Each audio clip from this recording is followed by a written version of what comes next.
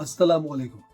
मेरे प्यारे अजीज़ हमवतनों, मेरे प्यारे दोस्तों, कल पीटीआई ने जितने भरपूर तरीके से इस्लामाबाद के अंदर एक पावर शो किया, अपनी पूरी ताकत दिखाई, अवाम ने खान साहब की आवाज़ पे लब्बैक कहा और तमाम तर रुकावटों के बावजूद वहाँ पे वो पहुँचे। मजमे के अंदर, उस जलसे के अंदर अली अमीन गंडापुर समेत जितने भी दीगर मुकर्रीन थे, उन्होंने तकरीर की और उन सब ने फ़ौज की सियासत के अंदर मुदाखलत के ऊपर बहुत ज़्यादा तनकीद की। अली अमीन गंडापुर कुछ ज़्यादा ही उसमें गर्मजोशी से उन्होंने बयान किया, तकरीर की। उसके बाद ये मुतवक्के था कि बहुत बड़ा एक्शन लिया जाता, उसके रद्द-ए-अमल में, गुस्से में या इंतकाम में ये कार्रवाइयाँ करनी थी, जो कि आज हो चुकी हैं। शेर मरवत अली, जो शेर मरवत साहब हैं, उनके अलावा दीगर जो बैरिस्टर गौहर साहब हैं और दीगर जो लोग हैं, उनको गिरफ़्तार करना शुरू कर दिया गया है। अली अमीन गंडापुर साहब के मुतालिक भी ख़बरें हैं कि गिरफ़्तार कर लिया गया है, लेकिन उनको भी गिरफ़्तार किया जाएगा।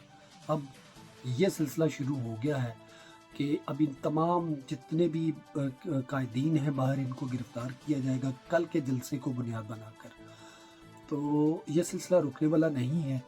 इसमें जो अहम, जो बड़ा इम्पोर्टेंट मैसेज है वो ये है कि पीटीआई के वर्कर्स, कारकुन और जितने भी कायदीन हैं, ये तमाम के तमाम मुत्तहिद रहें। आपका इत्तेहाद, आपका एक दूसरे के साथ डट के खड़े रहना ही आपको इस तरह की जो फस्तायत है उससे बचाएगा।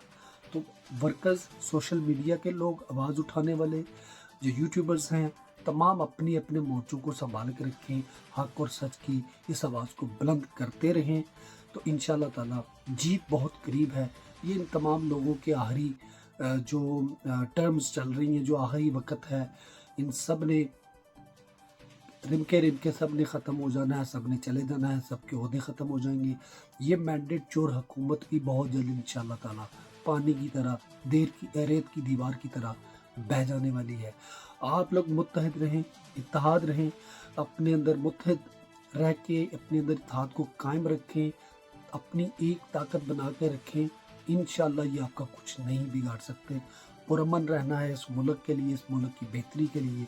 इंशाअल्लाह हक और सच की, मुल्क के अंदर आइन और कानून की बालादस्ती की ये जंग जीत और फतह तक जारी रहेगी।